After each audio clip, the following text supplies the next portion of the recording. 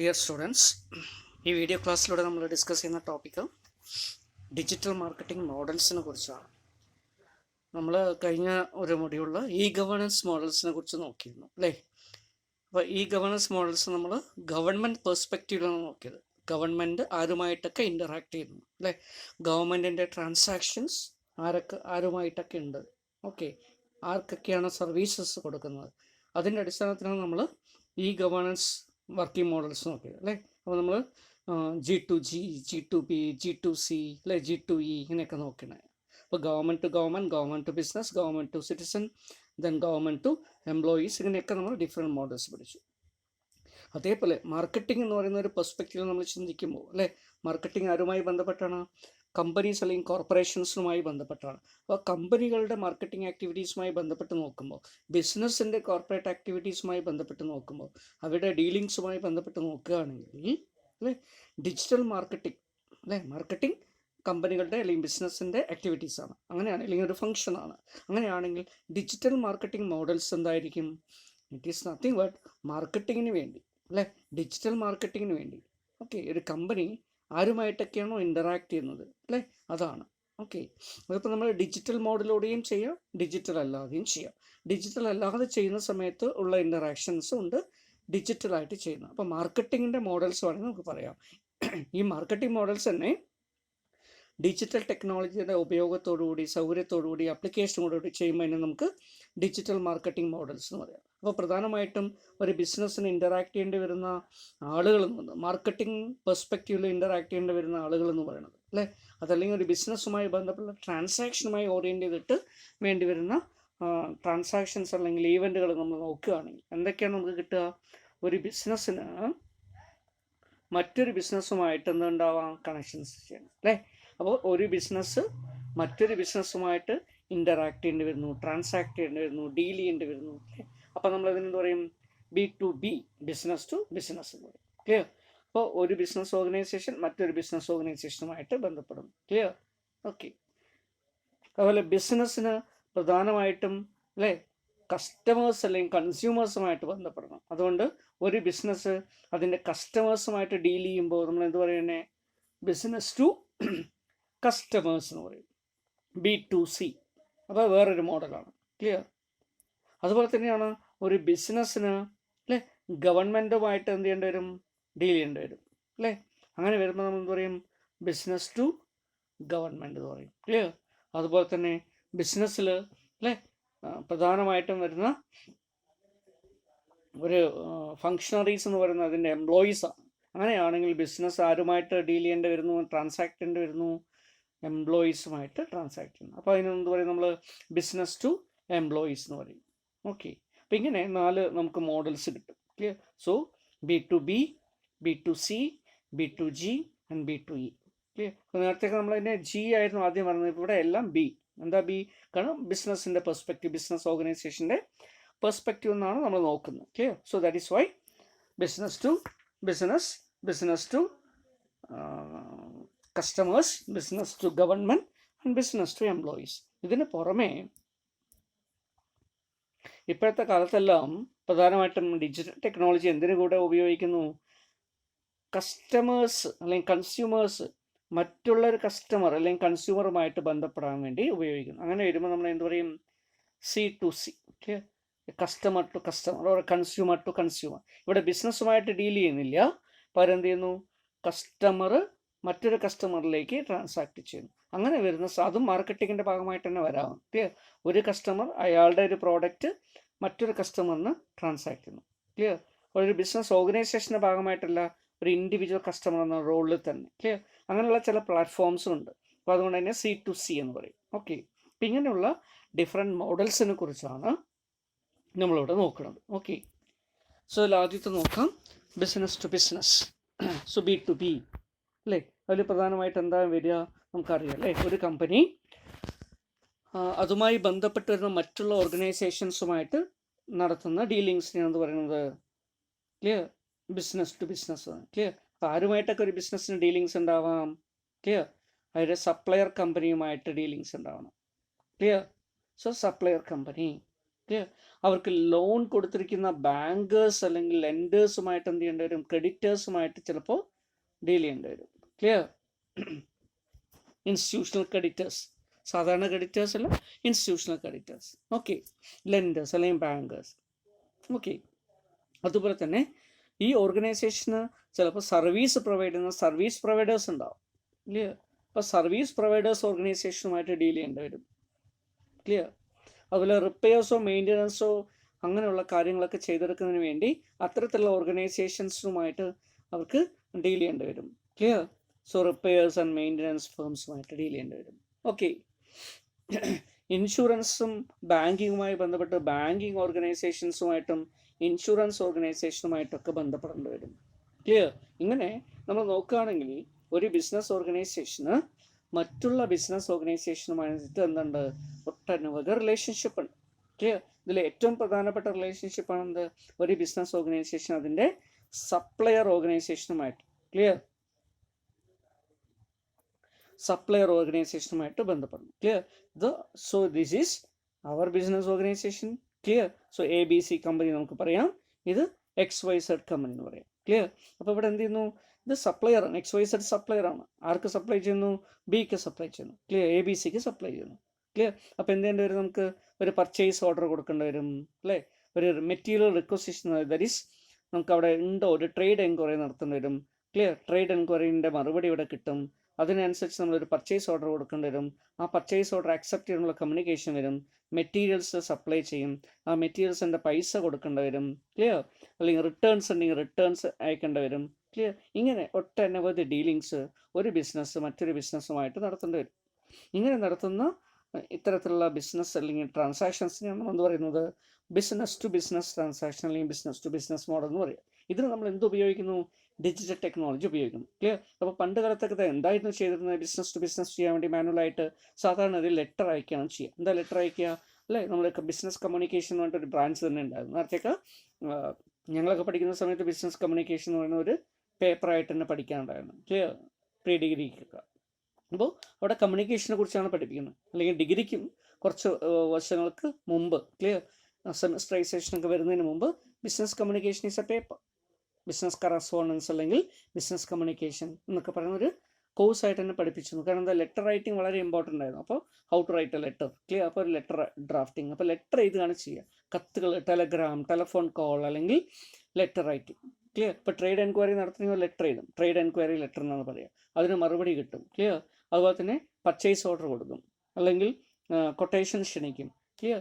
അല്ലെങ്കിൽ quotation accept ചെയ്യും. ഇങ്ങനെ ഒട്ടനവധി കമ്മ്യൂണിക്കേഷൻ അങ്ങോട്ടും ഇങ്ങോട്ടും നടക്കും. അപ്പോൾ സാധാരണ ഒരു ബിസിനസ് ഓർഗനൈസേഷൻ ഒരു സാധനം വാങ്ങിക്കണമെങ്കിൽ, ക്ലിയർ, അതിൻ്റെ മുഴുവൻ പ്രോസസ്സും കഴിഞ്ഞ്, ക്ലിയർ, നമുക്ക് മെറ്റീരിയൽസ് കിട്ടി അത് ഡെലിവർ ചെയ്ത് നമ്മുടെ ഉപയോഗത്തിന് കിട്ടുമ്പോൾ മന്ത്സ് അല്ലേ, വളരെയധികം മാസങ്ങൾ എടുത്തു എന്ന് വരും. എന്താ കാരണം, ഇതിൻ്റെ പ്രോസസ്സ് മുഴുവൻ കഴിഞ്ഞ് ഇത് നമുക്ക് കിട്ടുമ്പോൾ വളരെയധികം ഡിലേ സംഭവിക്കും. ക്ലിയർ.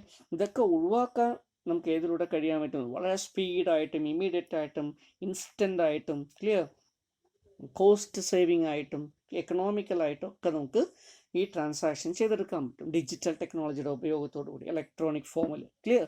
അങ്ങനെ ഉള്ള ഒരു ആശയത്തിൻ്റെ അടിസ്ഥാനത്തിലാണ് നമ്മൾ ഡിജിറ്റൽ ടെക്നോളജി ഉപയോഗിക്കുന്നത്. അതിനാണ് ഡിജിറ്റൽ ടെക്നോളജിയിൽ വരുന്ന ബിസ് ടു ബി മോഡൽ. ക്ലിയർ. അപ്പോൾ ഇതിലെ പ്രൈമറി സ്റ്റേജ് എന്ന് പറയുന്നത് ടെലഫോൺ കോൾസൊക്കെ നമ്മൾ ഉപയോഗിച്ചിരുന്നു, ടെലഗ്രാംസ് നമ്മൾ ചെയ്തിട്ടുണ്ടായിരുന്നു. പിന്നീട് ഇമെയിൽ, ക്ലിയർ, ഇലക്ട്രോണിക് മെയിലിംഗ് സിസ്റ്റത്തിൽ വന്നതോടുകൂടി, ഇൻ്റർനെറ്റ് വന്നതോടുകൂടി ഇമെയിൽ സ്റ്റാർട്ട് ചെയ്യാൻ തുടങ്ങി. ക്ലിയർ. പിന്നീട് വെബ്സൈറ്റ് വഴിയുള്ള ഇൻ്ററാക്ഷൻസ് സാധ്യമായി. ക്ലിയർ. ചില ഫോമുകളൊക്കെ ഡെവലപ്പ് ചെയ്തു.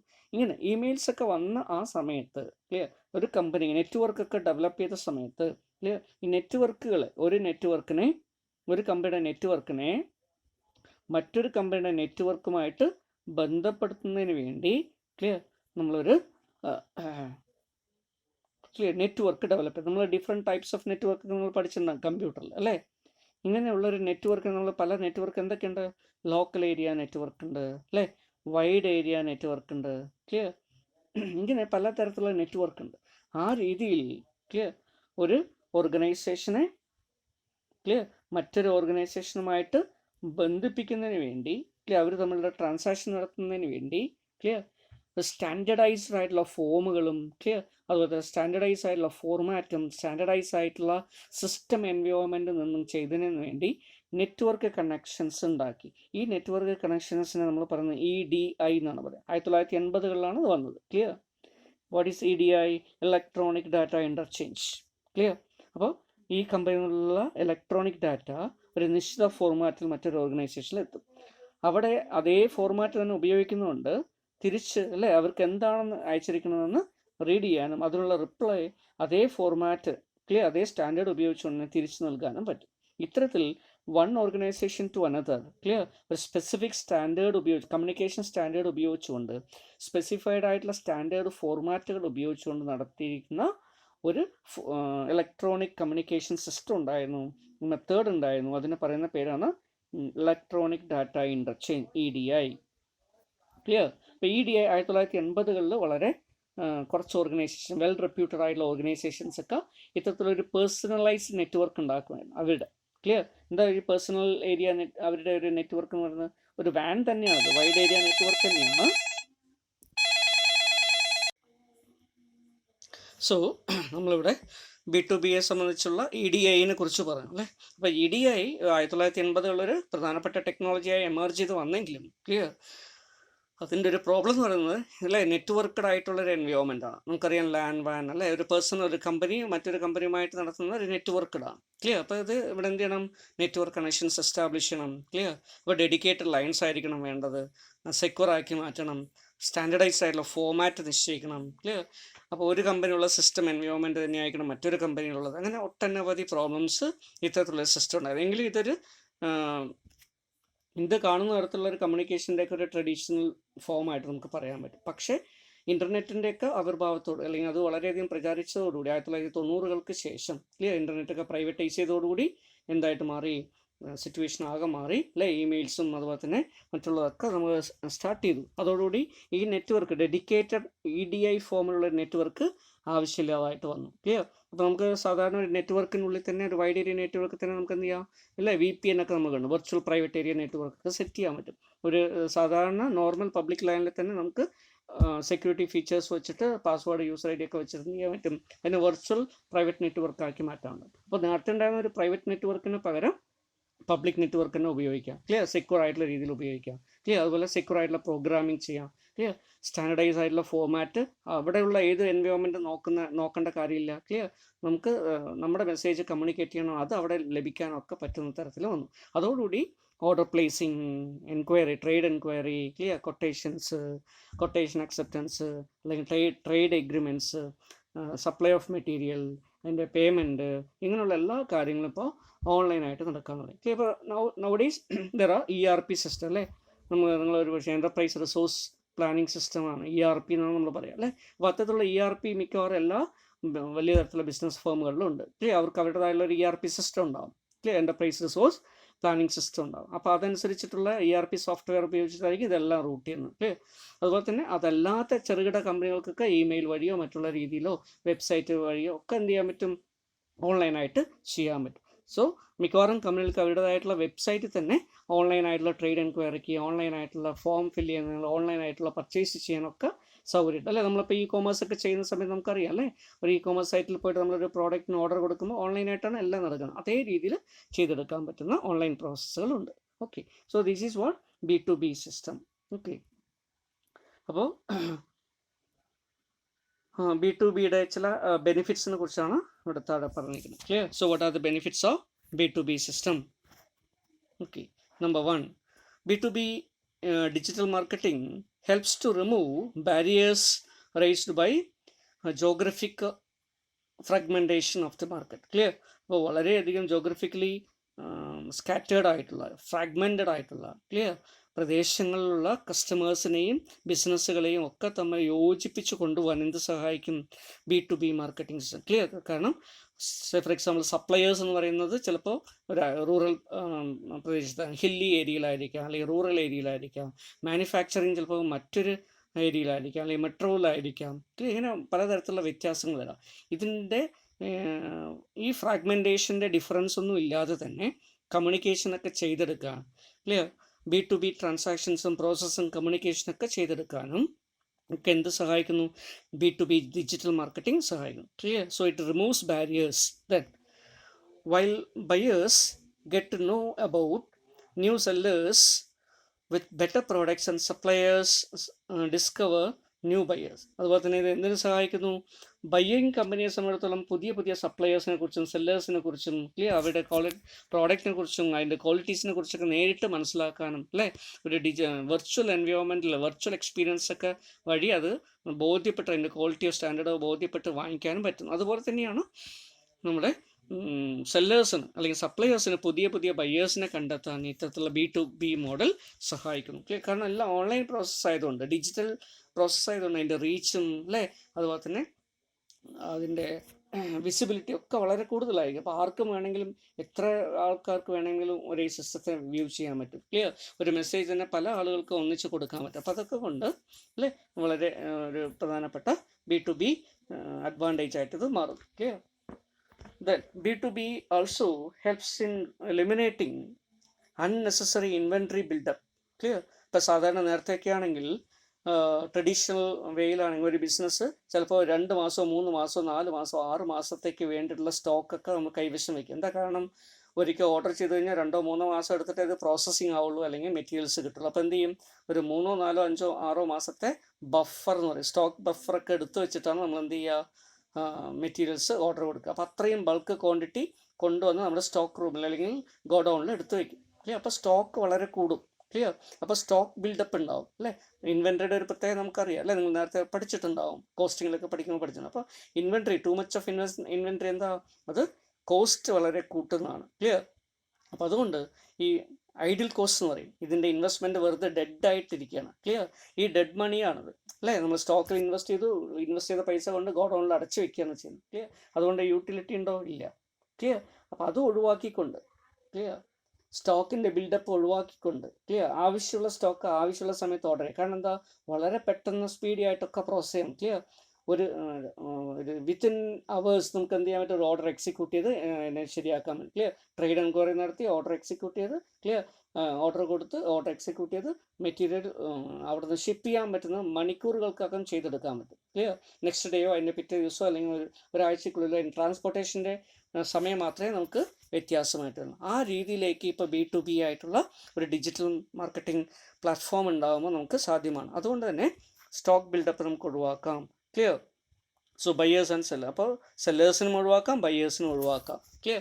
ആ രീതിയിലേക്ക് ഇത് കൊണ്ടുവരാം. So lack of information about particular schedules, clear, that is production schedule of the buyers lead to inventory build-up of the sellers. ഇപ്പോൾ അങ്ങനെയല്ല, എല്ലാവർക്കും എല്ലാ ഇൻഫർമേഷൻ അറിയാം. ക്ലിയർ? ഒരു കമ്പനി എത്ര പ്രൊഡ്യൂസ് ചെയ്യുന്നു, അല്ലെങ്കിൽ കസ്റ്റമേഴ്സിൻ്റെ എത്ര നീഡ്സ് ഉണ്ട്, ഓരോ പീരീഡിലും എത്രയാണ്, ക്ലിയർ, അതൊക്കെ നമുക്ക് ഷെഡ്യൂൾ ചെയ്ത് കൊടുക്കാൻ പറ്റും. അതുപോലെ തന്നെ ഷെഡ്യൂൾ ചെയ്ത് അവർക്ക് സപ്ലൈ ചെയ്യാനും പറ്റും. അപ്പോൾ ആ രീതിയിലേക്ക് ഇത് മാറിയിട്ട്. Then next one, as B2B promotes information flow and enhances transparency, supply chain management becomes possible. അതുപോലെ തന്നെ B2Bയുടെ വേറൊരു അഡ്വാൻറ്റേജ് ആണ് പറയുന്നത്. So B2B promotes information flow and enhances transparency, supply chain management become possible. Clear? ഇപ്പോഴൊക്കെ ERP സിസ്റ്റമാണ്. Clear? ഞാൻ നേരത്തെ പറഞ്ഞു അല്ലേ. ഇപ്പോൾ enterprise resource planning system, ERP software ഒക്കെ ഉള്ള ഒരു കമ്പനി മാർക്കറ്റിങ്ങിന് പോകുമ്പോൾ മാർക്കറ്റിംഗ് പേഴ്സൺസിന് എന്താ കൊടുക്കുന്നത്? അവർ വേറെ ഒന്നും കൊണ്ടുപോകേണ്ട കാര്യമില്ല. ഒരു സ്മാർട്ട് ഫോണോ അല്ലെങ്കിൽ ഒരു ഡിജിറ്റൽ ഡിവൈസ് അല്ലേ, ക്യാരി ചെയ്യാൻ പറ്റുന്ന ഹാൻഡ് ഹെൽഡ് ആയിട്ടുള്ള ഒരു ഡിവൈസ് മാത്രം കൊണ്ടുപോയത്. ക്ലിയർ? മിക്കവാറും ആപ്ലിക്കേഷനൊക്കെ ഇപ്പോഴൊക്കെ ആപ്പാണ്, മൊബൈൽ ആപ്പുകളാണ്. ക്ലിയർ? അതിൽ വന്നിട്ട് അവരെന്ത് ചെയ്യുന്നു, ഓരോ കസ്റ്റമേഴ്സിന് വേണ്ട ഓർഡർ അതിൽ ഷെഡ്യൂൾ ചെയ്തു കൊടുക്കുന്നു. അങ്ങനെ ആ രീതിയിലേക്ക് ഇത് മാറിയിട്ടുണ്ട്. അതുകൊണ്ട് എന്ത് ചെയ്യുന്നു, ഓരോ കസ്റ്റമേഴ്സിൽ നിന്നും അവർ പോകുന്ന കസ്റ്റമേഴ്സിൽ നിന്നുള്ള ഫീഡ്ബാക്ക്, അവരുടെ ഒപ്പീനിയൻ, ക്ലിയർ, പ്രോഡക്റ്റിൻ്റെ റിക്വയർമെൻറ്റ്, റിക്വസിഷൻ, ക്ലിയർ, അവരുടെ പ്രൈസ് കോട്ടിങ്, ഇതെല്ലാം കളക്ട് ചെയ്യാൻ പറ്റും. ക്ലിയർ? നേരിട്ട് പോയി കളക്ട് ചെയ്യണം. വെബ്സൈറ്റിലൂടെയാണെങ്കിൽ ഇത് ചെയ്യാൻ വേണ്ട. അപ്പോൾ ആ രീതിയിൽ ഡിജിറ്റൽ മാർക്കറ്റിങ്ങിലൂടെ B2B ട്രാൻസാക്ഷൻ നടത്തുന്ന സമയത്ത് it promotes information flow, enhances transparency. Clear? വളരെ സുതാര്യമായിട്ട് അല്ലേ, ഒരു തരത്തിലുള്ള ഹിഡൻ കോസ്റ്റും ഇവിടെ വരുന്നില്ല. ക്ലിയർ? സുതാര്യമായിട്ട് തന്നെ ട്രാൻസാക്ഷനും പ്രൈസിങ്ങും കൊട്ടേഷനും ഒക്കെ ചെയ്തെടുക്കാൻ പറ്റും. സപ്ലൈ ചെയിൻ മാനേജ്മെൻറ്റ് വളരെ എളുപ്പത്തിൽ ചെയ്യാൻ പറ്റും. ക്ലിയർ? പ്രൊഡ്യൂസറിൽ നിന്നും കൺസ്യൂമറിലേക്ക് എത്തുന്ന തരത്തിലേക്ക്, ക്ലിയർ, സപ്ലൈ ചെയിൻ മാനേജ്മെൻറ്റ്. അതുപോലെ തന്നെ ഒരു ഓർഗനൈസേഷൻ മറ്റൊരു ഡെസ്റ്റിനേഷനിലേക്ക് അല്ലെങ്കിൽ മറ്റൊരു ഓർഗനൈസേഷനിലേക്ക് ഗുഡ്സിൻ്റെ ഫ്ലോ കൊണ്ടുവരുന്നതിന് സപ്ലൈ ചെയിൻ വളരെ എളുപ്പത്തിൽ ചെയ്തെടുക്കാൻ പറ്റും. Then number 5, in addition both the sellers and buyers enjoys reduced order processing cost, അതുപോലെ തന്നെ ഓർഡർ പ്രോസസ്സ് ചെയ്യാനും കൊട്ടേഷൻ നൽകാനും എഗ്രിമെൻറ്റ് എക്സിക്യൂട്ട് ചെയ്യാനും ഇതിനൊക്കെ വേണ്ടി വരുന്ന high amount of cost, printing, stationery, clear, TA, travelling allowance, ഇതൊക്കെ നമുക്ക് ഒഴിവാക്കാൻ പറ്റും. പകരം എന്താണ്, വളരെ കോസ്റ്റ് ഫ്രീ ആയിട്ട്, കോസ്റ്റ് എഫക്റ്റീവ് ആയിട്ട്, കോസ്റ്റ്ലെസ് ആയിട്ട് ഇതൊക്കെ ഓൺലൈനായിട്ട് ചെയ്തെടുക്കാൻ പറ്റും. Clear. So these are all digitally clear benefits of digital B2B transaction. Okay, the next one is B2C, clear, business to customers. വളരെ പ്രധാനപ്പെട്ട അല്ലേ, നമ്മളിപ്പോൾ വളരെ കോമൺ ആയിട്ട് കാണപ്പെടുന്ന ഒരു മോഡാണ് എന്ത്, B2C എന്ന് പറയുന്നത്. Clear. Business to customer, clear, or consumer എന്ന് വേണമെങ്കിലും പറയാം. ക്ലിയർ. കൺസ്യൂമർ എന്ന് പറയുന്നത് ഉപയോഗിക്കുന്ന ആൾക്കാരാണ്, കസ്റ്റമർ എന്ന് പറയുന്നത് വാങ്ങിക്കുന്ന ആൾക്കാരാണ്. ക്ലിയർ. അപ്പോൾ ബിസിനസ് പ്രധാനമായിട്ടും കോൺസെൻട്രേറ്റ് ചെയ്യുന്നത് കസ്റ്റമേഴ്സിലായിരിക്കും. പിന്നീട് അവരെന്ത് ചെയ്യുന്നു, പ്രൊമോഷൻ, മാർക്കറ്റിംഗ് ആസ്പെക്ട്സിൽ കൺസ്യൂമേഴ്സിനെ കൂടെ ചെയ്യുന്നു. അങ്ങനെയുള്ള എല്ലാ മെഷേഴ്സും B2C ആയിട്ട് പറയാം അല്ലേ. ഒരു ബിസിനസ് ടു B2C ട്രാൻസാക്ഷൻ എന്തൊക്കെയായിരിക്കും പ്രധാനമായിട്ട് വരിക? സോ ഒരു B2C ട്രാൻസാക്ഷൻ ഒരു ബിസിനസ് എന്ത് ചെയ്യേണ്ടി വരും അല്ലേ, സപ്ലയേഴ്സിൽ നിന്നും ഓർഡേഴ്സ് സ്വീകരിക്കണം. ക്ലിയർ. ഓർഡേഴ്സ് അക്സെപ്റ്റ് ചെയ്യണം. ക്ലിയർ. പിന്നെ ഓർഡേഴ്സിന് എന്ത് ചെയ്യണം, ഓർഡർ എക്സിക്യൂട്ട് ചെയ്യണം. ക്ലിയർ. അതുപോലെ തന്നെ എന്ത് ചെയ്യണം, ഡെലിവറി ചെയ്യണം അല്ലേ, സെല്ലിംഗ് ആൻഡ് ഡിസ്ട്രിബ്യൂഷൻ എന്ന് പറയും. ക്ലിയർ. അതുപോലെ തന്നെ എന്ത് ചെയ്യണം, ആഫ്റ്റർ സെയിൽ സർവീസ് ചെയ്യണം. ക്ലിയർ. അതുപോലെ തന്നെ സർവീസിങ് ചെയ്ത് കൊടുക്കണം. ഓക്കെ, ഇങ്ങനെ ഒട്ടനവധി കാര്യം. അതുപോലെ quality check, feedback, clear, pricing and payment. Okay, ഇങ്ങനെയുള്ള എല്ലാ കാര്യങ്ങളും എന്തിൽ വരുന്നു, B2C. ഒരു ബിസിനസ് കസ്റ്റമേഴ്സ് അല്ലെങ്കിൽ കൺസ്യൂമേഴ്സിന് കൊടുക്കുന്ന സർവീസ് ആയിട്ട് വരുന്നു. ക്ലിയർ. അപ്പം അത്തരത്തിലുള്ള B2C ആണ് നമ്മളിപ്പോൾ കാണപ്പെടുന്ന പ്രധാനപ്പെട്ട കോമേഴ്സ് സൈറ്റുകൾ, കോമേഴ്സ് പ്ലാറ്റ്ഫോം അല്ലേ, ആമസോൺ, ഫ്ലിപ്കാർട്ട് അല്ലേ, അങ്ങനെയുള്ള എല്ലാ തരത്തിലുള്ള, ക്ലിയർ, സ്നാപ്ഡീൽ, എന്ത് തരത്തിലുള്ള സൈറ്റ് ആയിക്കോട്ടെ, അതൊക്കെ എന്താണ്, ബിസിനസ് ടു കസ്റ്റമേഴ്സ് എന്നുള്ള രീതിയിലേക്ക് വരുന്ന ഒരു സൈറ്റുകളാണ്. ക്ലിയർ. അപ്പോൾ ഇവിടെ ആമസോണും മറ്റതൊക്കെ ഒരു ഇൻ്റർമീഡിയറ്റ് ആയിട്ട് വർത്തിക്കുന്നേ ഉള്ളൂ, ഒരു പ്ലാറ്റ്ഫോം പ്രൊവൈഡ് ചെയ്യുന്നുള്ളൂ, ബിസിനസ്സുകാരാണ് നേരിട്ട് നടത്തുന്നത്. ക്ലിയർ. എങ്കിലും ഇത് ഒരു പ്രധാനപ്പെട്ട ഡെവലപ്മെൻ്റ് ആയിട്ട് പറയാം. അപ്പോൾ ബിസിനസ് ടു കസ്റ്റമേഴ്സ് അല്ലെങ്കിൽ കൺസ്യൂമേഴ്സ്, അതുപോലെ തന്നെ കൺസ്യൂമേഴ്സിൽ നിന്നുള്ള ഇൻഫർമേഷൻ കളക്ട് ചെയ്യാൻ വേണ്ടിയിട്ട് ഉപയോഗിക്കുന്നു. ഓക്കെ, അപ്പോൾ ഇതിൻ്റെ പ്രധാനപ്പെട്ട ബെനിഫിറ്റ്സ് എന്തൊക്കെയാണ്? Okay, number 1, lower marketing cost അല്ലേ. നമ്മുടെ മാർക്കറ്റിംഗ് കോസ്റ്റ് നമുക്ക് വളരെ കുറയ്ക്കാൻ പറ്റും. Clear. We can lower the marketing cost. Clear. കാരണം എന്താ, മാർക്കറ്റിങ്ങിന് വേണ്ടി വരുന്ന ചിലവ് നമുക്ക് കുറയ്ക്കാം അല്ലേ. ഒട്ടനവധി ചിലവ്, selling, distribution, promotion, advertisement, clear, അങ്ങനെ എല്ലാ തരത്തിലുള്ള കാര്യങ്ങളും നമുക്ക് കുറയ്ക്കാൻ പറ്റും. ക്ലിയർ. 4Ps നമ്മൾ കേട്ടിട്ടുണ്ടോ? ആ എല്ലാ 4Ps വരുന്ന എല്ലാ കാര്യങ്ങളും അല്ലേ നമുക്ക് പ്രധാനമായിട്ട് കുറയ്ക്കാൻ പറ്റും. പ്രോഡക്റ്റിൻ്റെ കേസിൽ മാത്രം അല്ലേ, പ്രൈസിങ്ങും പ്രോഡക്റ്റ് മാത്രം ചിലപ്പോൾ നമുക്ക് പറ്റില്ല, പക്ഷേ ബാക്കിയുള്ള രണ്ടെണ്ണം അല്ലേ, പ്രൊമോഷൻ ആയിക്കോട്ടെ, ഫിസിക്കൽ ഡിസ്ട്രിബ്യൂഷൻ ആയിക്കോട്ടെ, ഇതിൻ്റെ കോസ്റ്റൊക്കെ കുറയ്ക്കാൻ പറ്റും. സോ ഓവറോൾ കോസ്റ്റ് നമുക്ക് റെഡ്യൂസ് ചെയ്യാൻ പറ്റും company. Clear. Then lower order processing cost. Order process ചെയ്യുന്ന കോസ്റ്റ് ഉണ്ടോ? ഇല്ല. എന്താണ്, ജസ്റ്റ് ക്ലിക്ക് മാത്രമേ ഉള്ളൂ. ക്ലിയർ. ഓർഡർ ആയി, അത് എക്സിക്യൂട്ട് ചെയ്യുക അല്ലേ, അവൈലബിലിറ്റി ഒക്കെ ഓൺലൈനായിട്ട് ചെക്ക് ചെയ്യാൻ പറ്റും. ഈ ഒരു ഓർഡർ കിട്ടി, എത്ര പ്രോഡക്റ്റ് ഉണ്ട്, സ്റ്റോക്കിൽ നോക്കണം, അതൊന്നും കാര്യമില്ല. എന്താ കാരണം, ഒരു ERP സിസ്റ്റം ബേസ്ഡ് ആയിട്ടുള്ള ഒരു സോഫ്റ്റ്വെയർ അനുസരിച്ച് എത്ര ക്വാണ്ടിറ്റി ഉണ്ടെന്ന് അവർ ഒരു ബൈയിങ് എൻക്വയറി നടത്തുമ്പോൾ തന്നെ ബയ്യർക്ക് അറിയാം അല്ലേ, എത്ര ക്വാണ്ടിറ്റി ഉണ്ട്, എത്ര ഓർഡർ കൊടുക്കണം, അതിനനുസരിച്ച് വരുള്ളൂ. അത് ഓർഡർ അക്സെപ്റ്റ് ചെയ്യുന്നത് എന്താണ് അല്ലേ, ഒരു ഓർഡർ പ്രോസസ്സിംഗ് ഓർഡർ ക്ലിക്ക് ചെയ്യണമെങ്കിൽ തന്നെ എന്ത് ചെയ്യണം, അവൈലബിൾ ക്വാണ്ടിറ്റിയിൽ മാത്രമേ ചെയ്യാൻ പറ്റൂ. അതുകൊണ്ട് തന്നെ ഡെലിവറബിൾ ആണ്. അതുകൊണ്ട് തന്നെ ഓർഡർ പ്രോസസ്സിംഗ് വളരെ എളുപ്പത്തിൽ നടക്കുന്നു, കോസ്റ്റ് എഫക്റ്റീവ് ആയിട്ട് ചെയ്യാൻ പറ്റുന്നു. ബെറ്റർ കസ്റ്റമർ സർവീസസ് ഉണ്ടാവും. കസ്റ്റമേഴ്സ് നല്ല സർവീസ്, എഫിഷ്യൻ്റ് ആയിട്ട്, ട്രാൻസ്പെറൻ്റ് ആയിട്ട് അല്ലേ, അവരുടെ പ്രൈസ്, അവർ കോട്ട് ചെയ്യപ്പെടുന്ന പ്രൈസ് ഹിഡൻ കോസ്റ്റ് ഒന്നും ഇല്ലാത്ത തരത്തിൽ തന്നെ അവർക്ക് കോട്ട് ചെയ്ത് കൊടുക്കാൻ ഇതൊക്കെ എളുപ്പത്തിൽ ചെയ്യാൻ പറ്റുന്നുണ്ട്. കസ്റ്റമർ സർവീസസ് കൊടുക്കാം. Then lower customer support cost, അതുപോലെ തന്നെ കസ്റ്റമർ സപ്പോർട്ട് കോസ്റ്റ് അല്ലേ, CRMൻ്റെ ബേസിസിലും ആയിക്കോട്ടെ, ആഫ്റ്റർ സെയിൽ സർവീസ് ആയിക്കോട്ടെ, കസ്റ്റമേഴ്സിൽ നിന്നുള്ള ഫീഡ്ബാക്ക് കളക്ട് ചെയ്യുന്ന കാര്യമായിക്കോട്ടെ, അവരുടെ സർവീസ് മെയിൻ്റനൻസ് ആയിക്കോട്ടെ, വാറണ്ടി, മറ്റുള്ള കാര്യം, വാറണ്ടി സർവീസസ് പ്രൊവൈഡ് ചെയ്യുന്ന കാര്യത്തിലായിക്കോട്ടെ, ഇത്തരത്തിലുള്ള എല്ലാ കാര്യങ്ങൾക്കും കസ്റ്റമർ സപ്പോർട്ടിൻ്റെ കോസ്റ്റ് നമുക്ക് വളരെ കുറയ്ക്കാൻ പറ്റും. ഓക്കെ, ദെൻ വൈഡർ മാർക്കറ്റ്സ് അല്ലേ, കസ്റ്റമേഴ്സിൻ്റെ മാർക്കറ്റ് വളരെയധികം വൈഡറാണ് അല്ലേ. ഡിജിറ്റൽ മാർക്കറ്റിങ്ങിൽ ഡിജിറ്റൽ പ്ലാറ്റ്ഫോം ഉപയോഗിച്ചിട്ട് B2C ചെയ്യുന്ന സമയത്ത് നമ്മുടെ മാർക്കറ്റ് എന്ന് പറയുന്നത് ഗ്ലോബൽ മാർക്കറ്റാണ്. നമ്മുടെ കസ്റ്റമേഴ്സ്, കൺസ്യൂമേഴ്സ് എവിടെ നിന്നുള്ള ആൾക്കാരും ആവാം, ആർക്ക് വേണമെങ്കിലും എവിടെ നിന്ന് ഓർഡർ പ്ലേസ് ചെയ്യാം. ക്ലിയർ. കമ്പനിക്ക് ലോകത്തുള്ള ഏത് സ്ഥലത്തുള്ള ഏത് ആൾക്കാരുമായിട്ടും എന്ത് ചെയ്യാൻ പറ്റും, പ്രോഡക്റ്റുമായിട്ട് ഡീൽ ചെയ്ത് സപ്ലൈ ചെയ്യാൻ പറ്റും. അപ്പോൾ ഈ രീതിയിലുള്ള ഒരു വൈഡർ മാർക്കറ്റ്സ് നമുക്ക് കിട്ടും. ഇതൊക്കെ ഇതിൻ്റെ അഡ്വാൻറ്റേജ് ആണ്. ക്ലിയർ. ഇനി നമ്മൾ നെക്സ്റ്റ് വരുന്ന ഒരു പ്ലാറ്റ്ഫോം എന്ന് പറയുന്നത്, അല്ലെങ്കിൽ ഒരു മോഡൽ എന്ന് പറയുന്നത് കസ്റ്റമർ ടു കസ്റ്റമർ അല്ലെങ്കിൽ കൺസ്യൂമർ ടു കൺസ്യൂമർ എന്ന് പറയും. ക്ലിയർ. C2C. ഓക്കെ, ശരിക്കും ബിസിനസ്സുമായി ബന്ധപ്പെട്ടല്ല, പക്ഷേ എങ്കിലൊരു ബിസിനസ് മോഡലായിട്ട് നമുക്കത് പറയാം. കാരണം എന്താ, ഇപ്പോൾ നമുക്കറിയാം ഒരു കസ്റ്റമർ ഒരു പ്രോഡക്റ്റ് വാങ്ങിച്ചു എന്ന് വിചാരിക്കുക. ആ പ്രോഡക്റ്റ് അവർ കുറച്ച് ഉപയോഗിച്ച ശേഷം അവർക്ക് എന്ത് ചെയ്യാൻ വേണമെങ്കിൽ ഓപ്ഷൻ ചെയ്യാം. അല്ലെങ്കിൽ ഒരു പ്രോഡക്റ്റ് വാങ്ങിച്ചിട്ട് ആ കസ്റ്റമർ ചിലപ്പോൾ വേറൊരാൾക്ക് അത് വിൽക്കാം. എങ്ങനെയൊക്കെ വിൽക്കുന്ന ഏർപ്പാടിനെ പറയുന്ന പേരാണ് എന്ത്, കസ്റ്റമർ ടു കസ്റ്റമർ. ഒരു കസ്റ്റമർ മറ്റൊരു കസ്റ്റമറുമായിട്ട് മാർക്കറ്റിംഗ് ചെയ്യുന്നു അല്ലേ. അങ്ങനെ ചെയ്യുന്ന മാർക്കറ്റിങ്ങിന് വേണ്ടി ഉപയോഗിക്കുമ്പോൾ C2C marketing. That is C2C digital marketing ആയിട്ട് വരുന്നു. ഇപ്പോൾ C2C ഡിജിറ്റൽ മാർക്കറ്റിംഗിൽ എന്താ ചെയ്യുന്നത്, ഓപ്ഷൻ. നമ്മൾ ഒരുപക്ഷെ നിങ്ങൾ കേട്ടിട്ടുണ്ടാവും eBay അല്ലേ. eBay സിസ്റ്റം ഒരു ഓപ്ഷനിങ് പ്ലാറ്റ്ഫോമാണ്. അപ്പോൾ ആ രീതിയിൽ അവർക്ക് എന്ത് ചെയ്യാം, നമുക്കൊരു പ്രോഡക്റ്റ് വയ്ക്കാം, അതിനൊരു വില നമുക്ക് അല്ലേ ഏത് വിലയ്ക്ക് കോട്ട് ചെയ്യുന്നു നോക്കാം. കുറേ ആൾക്കാർ വില കോട്ടി ഏറ്റവും ബെസ്റ്റ് പ്രൈസ് നമുക്ക് എന്ത് ചെയ്യാം, അത് വിൽക്കാം. താല്പര്യം ഉണ്ടെങ്കിൽ വിൽക്കാം, അതല്ലെങ്കിൽ എന്ത് ചെയ്യാം, വിൽക്കാതിരിക്കുക. അപ്പം ഇത്തരത്തിലുള്ള ഓപ്ഷനിങ് സൈറ്റുകളുണ്ട്. അപ്പം കൺസ്യൂമേഴ്സിനെ കസ്റ്റമേഴ്സിനെ ബേസ് ചെയ്തിട്ടാണ് അതിൽ. അതുപോലെ തന്നെയാണ് പഴയ അല്ലെങ്കിൽ ഓൾഡ് പ്രോഡക്ട്സ്. ഓൾഡ് പ്രോഡക്ട്സ് ഒക്കെ നമുക്ക് വിൽപ്പന നടത്തുന്നതിന് വേണ്ടിയിട്ടുള്ള സൈറ്റുകളുണ്ട്. അപ്പോൾ അതിലൂടെ എന്ത് ചെയ്യാൻ പറ്റും, ഓൾഡ് പ്രോഡക്റ്റ് നമുക്ക് നമ്മുടെ സെക്കൻഡ് ഹാൻഡ് ആയിട്ടുള്ള ഓൾഡ് പ്രോഡക്റ്റുകളൊക്കെ ഇതുപോലെ ഓപ്ഷൻസിന് വയ്ക്കാനും അതുവഴി വിൽപ്പന നടത്താനും പറ്റും. അപ്പോൾ ഇത്തരത്തിലുള്ള സെക്കൻഡ് ഹാൻഡ്സ് ആയിട്ടുള്ള പ്രോഡക്റ്റ് വിൽക്കാനും പ്ലാറ്റ്ഫോംസ് ഉണ്ട്. ഇതൊക്കെ അങ്ങനെയുള്ള പ്രോഡക്റ്റുകൾ, ഇങ്ങനെയുള്ള പ്ലാറ്റ്ഫോംസൊക്കെ ഏതിന് എക്സാമ്പിളാണ്, നമ്മുടെ C2C ട്രാൻസാക്ഷൻ എക്സാമ്പിളാണ്. അപ്പോൾ അതിൽ ഒരു പ്രോഡക്റ്റ് കസ്റ്റമർ വാങ്ങിക്കുന്ന പ്രോഡക്റ്റ് വീണ്ടും റീസെല് ചെയ്യുന്നതിന് വേണ്ടിയിട്ടും ഉപയോഗിക്കുന്നു.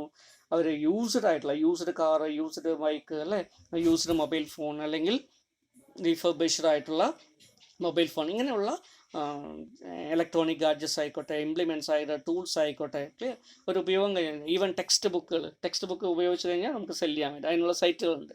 അപ്പോൾ ഈ രീതിയിൽ എന്ത് ചെയ്യുന്നു, ഓപ്ഷൻസും സെല്ലിംഗ് ഒക്കെ നടത്തും. ഇത് കസ്റ്റമർ ടു കസ്റ്റമർ ആയിട്ടുള്ള ഇൻട്രാക്ഷൻ ആയിട്ട് പറയും.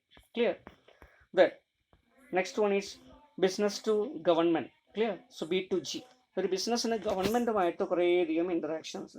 ബിസിനസ് ഏതൊക്കെ ഗവൺമെൻറ്റുമായിട്ട് ഇൻട്രാക്ട് ചെയ്യണം, സെൻട്രൽ ഗവൺമെൻറ്റുമായിട്ട് ഇൻട്രാക്ട് ചെയ്യണം, സ്റ്റേറ്റ് ഗവൺമെൻറ്റുമായിട്ട് ഇൻട്രാക്ട് ചെയ്യണം അല്ലേ, ലോക്കൽ സെൽഫ് ഗവൺമെൻറ്റുമായിട്ട് ഇൻട്രാക്ട് ചെയ്യണം.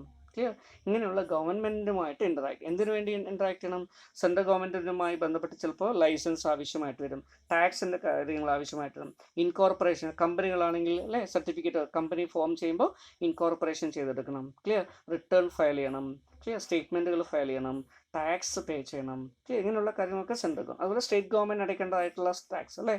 അപ്പോൾ സെയിൽസുമായി ഫോർ എക്സാമ്പിൾ ചില കമ്പനികൾക്ക് അല്ലേ GST വരാത്ത ചില കേസസിൽ സെയിൽസ് ടാക്സ് സ്റ്റേറ്റിൻ്റെ വാറ്റാണ് നമ്മൾ ചാർജ് ചെയ്യുക. അപ്പോൾ അങ്ങനെയാണെങ്കിൽ സ്റ്റേറ്റ് വാറ്റ് നമ്മൾ കൊടുക്കണം. അതുപോലെ സ്റ്റേറ്റ് ഗവൺമെൻറ് കൊടുക്കുന്ന ഫീസോ പെർമിറ്റോ ലൈസൻസോ അതൊക്കെ കൊടുക്കണം.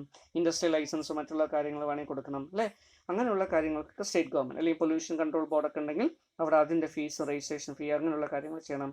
LSG അല്ലേ, ലോക്കൽ സെൽഫ് ഗവൺമെൻറ്റിന് ചിലപ്പോൾ പെർമിറ്റ് വാങ്ങിക്കണം, ലൈസൻസ് വാങ്ങിക്കേണ്ടി വരും. അങ്ങനെ അതുമായി ബന്ധപ്പെട്ടുള്ള പ്രൊഫഷണൽ ടാക്സ് കൊടുക്കണം, പേഴ്സണൽ അല്ലെങ്കിൽ ലോക്കൽ ടാക്സ് കൊടുക്കണം, ഒക്ട്രോയ്, ഇങ്ങനെയുള്ള കാര്യങ്ങളൊക്കെ വേണ്ടി വരും. അപ്പോൾ ഇതെല്ലാമാണ് പ്രധാനമായിട്ടും വരുന്ന ടാക്സ് അല്ലെങ്കിൽ ഇൻറ്ററാക്ഷൻ. ഇങ്ങനെ ഒരു ബിസിനസ് ഗവൺമെൻറ്റുമായിട്ട് ഇൻറ്ററാക്ട് ചെയ്യുമ്പോൾ അവിടെ സ്റ്റാർട്ടിങ് ടു എൻഡ് വരെ ഗവൺമെൻറ്റാണ് ചെയ്യുക അല്ലേ. ഒരു കമ്പനി സ്റ്റാർട്ട് ചെയ്യുന്നത് മുതൽ ഒരു ബിസിനസ് എമർജ് ചെയ്യുന്നത് മുതൽ അതിൻ്റെ വൈൻഡിങ് അപ്പ് വരെ ഗവൺമെൻറ്റിൻ്റെ റോളുണ്ട്. അതുപോലെ തന്നെ പീരിയോഡിക്കലായിട്ട് റിട്ടേൺസിന് സ്റ്റേറ്റ്മെൻറ്റ്, റിപ്പോർട്ടുകൾ, റിട്ടേൺസ് അല്ലേ, ഇങ്ങനെയുള്ള രീതിയിൽ ഫീസ്, രജിസ്ട്രേഷൻ, ടാക്സ് അങ്ങനെയുള്ള എല്ലാ കാര്യങ്ങൾക്കും ഗവൺമെൻറ്റുമായിട്ട് ഇൻറ്ററാക്ട് ചെയ്യണം. ഇതിനൊക്കെ എന്തുപയോഗിക്കാം, ഡിജിറ്റൽ മാർക്കറ്റിംഗ് ഉപയോഗിക്കാം. So B2G stands for business to government and refers to the supply of goods and services to online government procurement. ഇവിടെ മാർക്കറ്റിങ്ങിൻ്റെ കേസ് നമ്മൾ നോക്കുകയാണെങ്കിൽ, മാർക്കറ്റിങ്ങിൻ്റെ പെർസ്പെക്റ്റീവിൽ മാത്രം ചിന്തിക്കുകയാണെങ്കിൽ ഒരു B2G എന്താണ്. So in the case of B2G marketing, digital marketing, business is making sales to government department, government organisation. അപ്പോൾ നമുക്കറിയാം, നമുക്ക് ഇപ്പോഴത്തെ നിയമങ്ങളൊക്കെ അനുസരിച്ച് അല്ലേ സെൻട്രൽ ഗവൺമെൻറ്റിൻ്റെ പർച്ചേസിൽ 20% ത്തിൽ കുറയാത്തത് ഇതിൽ ആർക്ക് വേണ്ടി മാറ്റി വെച്ചിരിക്കണം, MSME യൂണിറ്റുകൾക്ക് വേണ്ടി മാറ്റി വെച്ചിരിക്കണം. അപ്പോൾ MSME യൂണിറ്റുകൾക്ക് 20%. എന്താ MSME? Micro small and medium enterprises. അപ്പോൾ അത്തരത്തിലുള്ള ചെറുകിട വ്യവസായങ്ങൾ ഉൽപ്പാദിപ്പിക്കുന്ന ഗുഡ്സ് ഒരു 20% കുറയാത്ത രീതിയിൽ സെൻട്രൽ ഗവൺമെൻറ് പ്രൊക്യൂർ ചെയ്യുക. അപ്പോൾ ടോട്ടൽ സെൻട്രൽ ഗവൺമെൻറ്റിൻ്റെ ഡിപ്പാർട്ട്മെൻറ്റ് ഓർഗനൈസേഷനോ പ്രൊക്യൂർമെൻറ്റ് നടത്തുമ്പോൾ, സംഭരണങ്ങൾ നടത്തുമ്പോൾ അതിൽ 20% MSME സെക്ടറാണ്. അപ്പോൾ ഇത്രയും ഗുഡ്സ് സപ്ലൈ ചെയ്യണം. അതുപോലെ ഗവൺമെൻറ് ഡിപ്പാർട്ട്മെൻറ്റുകൾ ആവശ്യമായിട്ടുള്ള മെഷീനറി, എക്യുപ്മെൻറ്റ്സ് അല്ലേ, നിങ്ങൾ ഒരു പക്ഷേ കേട്ടിട്ടുണ്ടാകും GM അല്ലേ. എന്താ GM? ഗവൺമെൻറ്റിൻ്റെ ഇ മാർക്കറ്റിംഗ് പ്ലാറ്റ്ഫോമാണ് ജെം എന്ന് പറയുന്നത്. Clear? Okay, governments E markets. Okay, അപ്പോൾ അതിൽ കുറേയധികം കമ്പനികൾ രജിസ്റ്റേർഡ് ആണ്. അങ്ങനെയുള്ള കമ്പനികൾ എന്ത് ചെയ്യുന്നു? ഗവൺമെൻറ് ഡിപ്പാർട്ട്മെൻറ്റുകൾക്ക് മാർക്കറ്റ് ചെയ്യും. ക്ലിയർ? അപ്പോൾ അതിനുള്ളൊരു സൈറ്റാണ്. അപ്പോൾ B2G ചെയ്തെടുക്കുന്നതിന് വേണ്ടിയിട്ടുള്ള ഒരു സൈറ്റാണ്. ക്ലിയർ? ഒരു ഗവൺമെൻറ്റിനും ബിസിനസ്സിനും ഇൻറ്ററാക്ട് ചെയ്യാനുള്ള ഒരു സൈറ്റാണ് എന്ത്? That is GeM. Clear? GeM platform, gem.gov.in. Clear? നിങ്ങൾ വേണമെങ്കിൽ വെബ്സൈറ്റ് എടുത്ത് നോക്കുക. അപ്പോൾ ഈ രീതിയിൽ ഇതിലൂടെ എന്ത് ചെയ്യാൻ പറ്റും?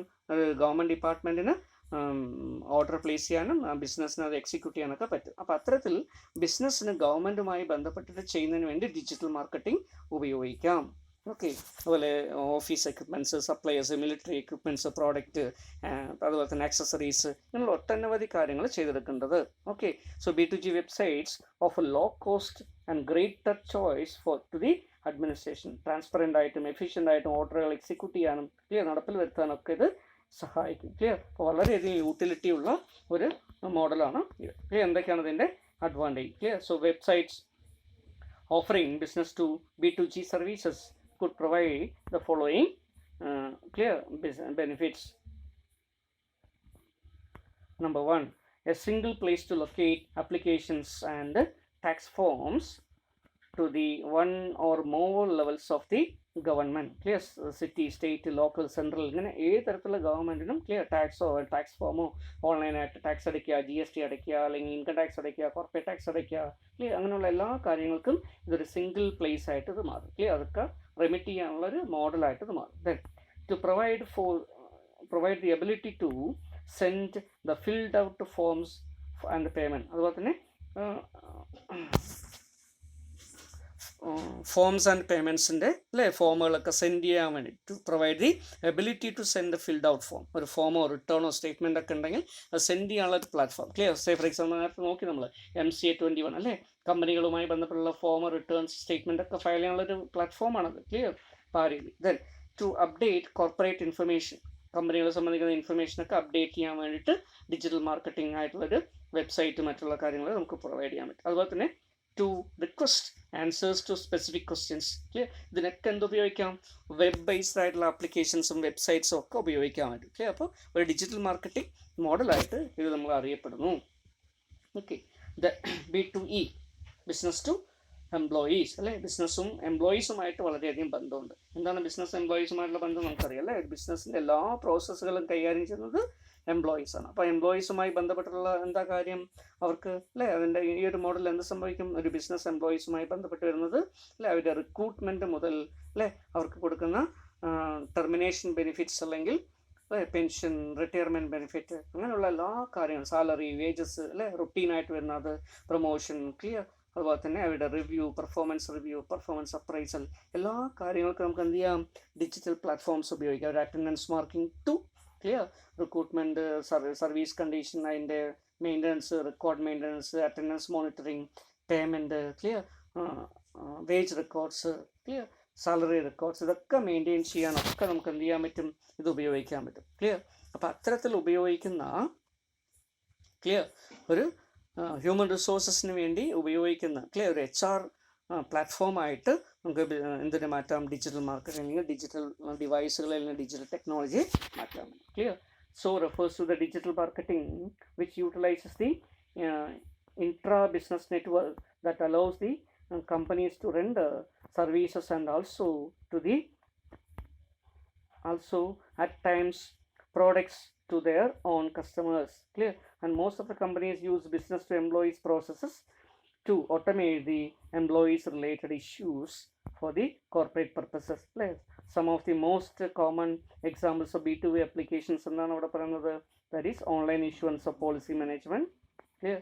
Corporate dissemination, online supply requests, special offers, clear? അങ്ങനെ എല്ലാ കാര്യങ്ങളും ഇതിലൂടെ ചെയ്യാം. അതുപോലെ തന്നെയാണ് മാർക്കറ്റിംഗ് പേഴ്സൺസിൻ്റെ പെർസ്പെക്റ്റീവിൽ മാത്രം ചിന്തിക്കുകയാണെങ്കിൽ ഒരു ബിസിനസ്സിന് എംപ്ലോയീസിന് കൊടുക്കാൻ പറ്റുന്ന കാര്യം എന്താ? മാർക്കറ്റിംഗ് എംപ്ലോയീസ് എന്ത് ചെയ്യണം? ഓർഡർ കളക്ട് ചെയ്യണം, ഓർഡർ പ്രൊക്യൂർ ചെയ്യണം അല്ലേ, സപ്ലൈ ഇൻഫർമേഷൻ, പ്രൊഡക്ഷൻ ഇൻഫർമേഷൻ അവർക്ക് അറിഞ്ഞിരിക്കണം, ക്ലിയർ?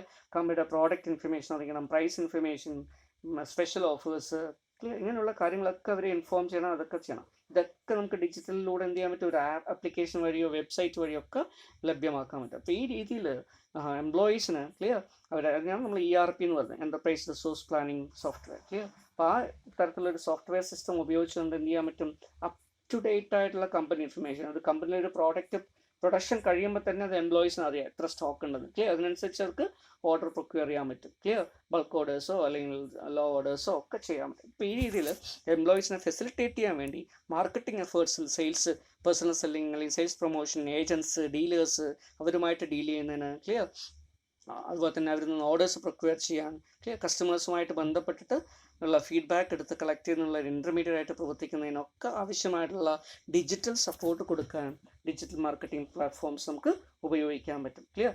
അതിന് പുറമെ സാധാരണ നോർമലി പറയുന്നത് നമ്മൾ ബാക്കിയുള്ള പേഴ്സണൽ മാനേജ്മെൻറ്റ് സിസ്റ്റം എന്ന് പറയും. അത്തരത്തിലുള്ള പേഴ്സണൽ ഇൻഫർമേഷൻ PERSONNEL. ക്ലിയർ.